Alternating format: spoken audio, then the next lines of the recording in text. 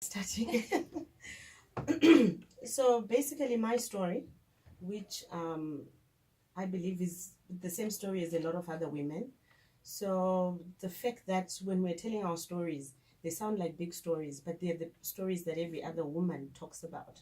So my story basically started when I joined Standard Chartered Bank. I left Standard Chartered Bank, and then I joined Insco Africa Limited.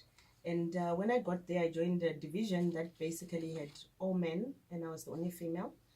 But the confidence that I had received from my mom, from the female teachers that I had met, and from a whole lot of other women kind of propelled me. My story is not a story where I would say I was marginalized, maybe, but in that, Mrs. Dingani from Standard Chartered, one of the women that empowered me, I could see women. My mom is a widow, empowered me, so I could see women doing things and being good at them, and raising kids and raising 6 children, all school going. So those kind of things kind of just made me have self-confidence that I can do stuff that I want to do. So you have been empowered by other women? By lots of other women.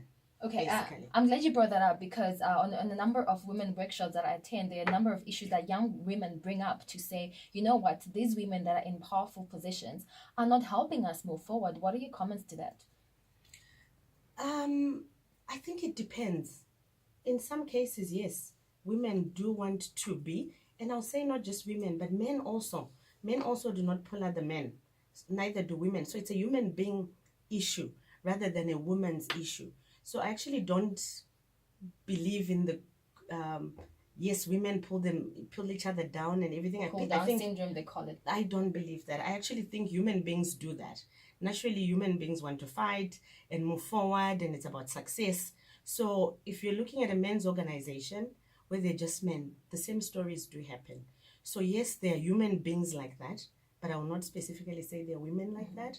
And I also feel that there are lots of other women, like the women that I've mentioned, who have pulled me up, sometimes not even as silent witnesses, sometimes as women that I'm seeing and emulating from afar, but not necessarily them coming to mentor me, but just seeing them and saying, hey, those are the hidden figures that are propelling me silently.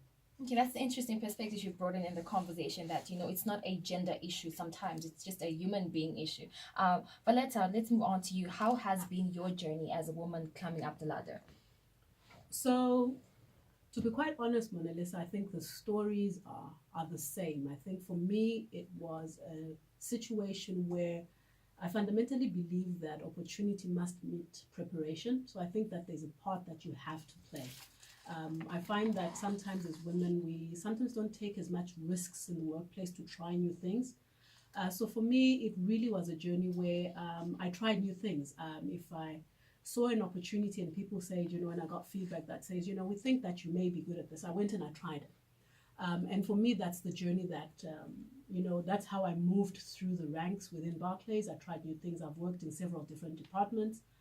Stretching from areas like, you know, retail banking into project management, into marketing and corporate affairs, and now into retail banking. So for me, it's about putting yourself up there, believing in yourself, and also taking those opportunities and not being afraid to fail. And for me, that's been the hallmark, I think, in terms of that journey. And of course, along the way, you will always meet people who give you advice, some of it easy advice to swallow, some of it a little bit of a bitter pill, but I think feedback is such a gift that if you have an open mind to it, that you can always use that to build yourself to grow. So, and I think that's important in building a career. And I'm happy you are from a financial institution, because we want to talk about the issue of financial inclusion of women. And I know Chipo earlier was mentioned that she also has a financial background. So I'm sure we're going to have an interesting conversation around financial inclusion. And I understand that the Reserve Bank of Zimbabwe has a national financial inclusion strategy, which we started in 2016 up to 2020. And really one of the major drives is to make sure that women are included in the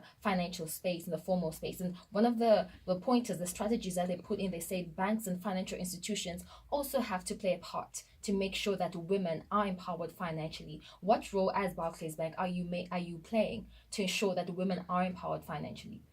So I think what people miss when we talk about financial inclusion sometimes is that the first step is really being financially literate. And I'm not talking about being competent at maths or anything. It's just being financially literate and being clever about and knowing how to manage your money.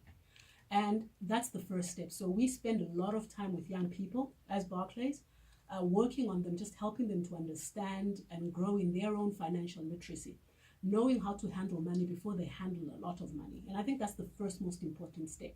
So we work with young people, both young boys and young girls, to try and empower them and make sure that they are financially literate. And we work through and with a number of organizations. We do a lot of work with Junior Achievement Zimbabwe, which does fantastic work with young people, teaching them how to be better entrepreneurs. We do some work through with Boost Fellowship that also work with young people in a different way. So financial literacy is a big part of what we do. We also believe that you need to also empower the whole person. So we do a lot of stuff around life skills and work readiness, because I think that also empowers the young person as a whole being. Having done that, we do have, for people who are old enough to come into the bank, have a banking relationship, to borrow and start their businesses. We have a fund that we are in partnership with a large multilateral organization that's open particularly with a focus to youth and women. And I think for me, that conversation then gets bigger than having the facilities available. I think there is also the issue of saying the facilities are available. There are facilities available focused on women, focused on young people. But I think the issue is then, do the people come in and do they understand how to access those finances? And this is why financial literacy for us is an important place to start. That was actually going to be my next question, to say, how do they access these programs? Like, how do they know about it?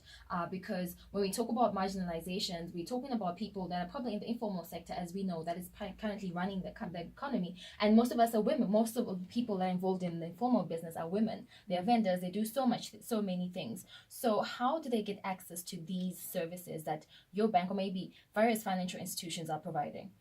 So I think that whilst there's a lot of work that's been done around communication and getting the message out there, of course it's a big issue and a lot more can still be done. And I think ZFM will play its part in that space. But the information gets there, whether it is through brochures, a little bit through the newspapers, and it's out there in sort of the media. But we as Barclays do a lot of work with SMEs in terms of outreaches and training programs, just to make sure we talk to people and understand how they can access these funds. And I think that's the first part. But I think for me, where I think we also need a bit of work is just for the confidence for women to be able to walk into a bank, find out what is there, what is available. What we found is that a lot of the times people will walk past and then the information is not there, but you come in and you access and you talk to people and you will also get to know. But in as much as we can, using your above the line media, various media forms, we do try and get the message out there. And I think the Reserve Bank is also doing its part to do that as well. Okay.